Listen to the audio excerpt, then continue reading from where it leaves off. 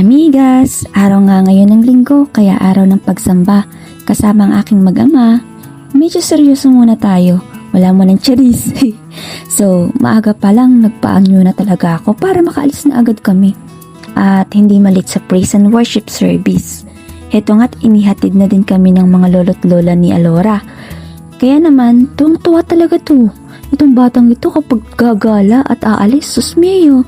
Sanay na sanay kahit nga malayo talagang matibay. Matibay ang pangangatawan. Dinaig pa nga ako eh.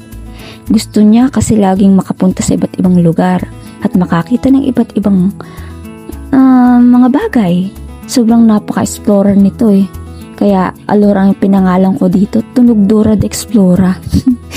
Keme, charis lang ha. So, sadyang ang mga batang ganito eh gustong maka-explore ng maraming bagay o maraming gustong malaman. Basta alam naman namin safe at good para sa kanya. Eh, nag-i-invest talaga kami nag-e-effort ng time para sa pag-grow niya. Isa na nga dito yung spiritual life. Napaka-importante nun, di ba? Yung matutunan niya habang lumalaki siya o nagkakaisip siya, nalalaman na niya yung mga bagay na kailangan sa buhay.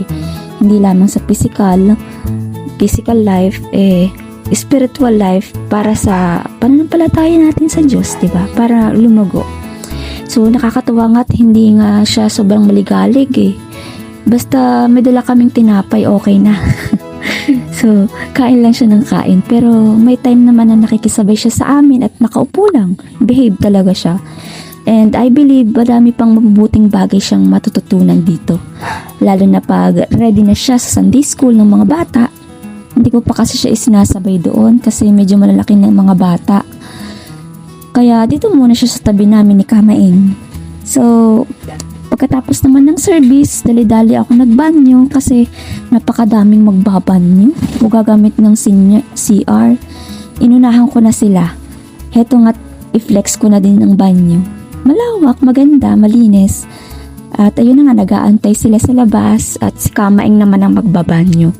So, dito lang kami ni Alora mag-aantay sa nursery room. Sobrang daming tao sa labas eh. Mas okay dito, may sofa. Ang cute lang eh. Pero, after nun, nag-grocery na din kami at nag-aantay na lang kami. So, nandun pala nag-aantay na rin ang lolo't lola ni Alora para sabay-sabay na rin kami sa pag-uwi. Heto nga't nagkabiroon pa nga kami sa daan. Kung wari ay namimigay ng pira sa stranger. Baka sakaling mag-viral. Charis. Loka talaga. Katatapos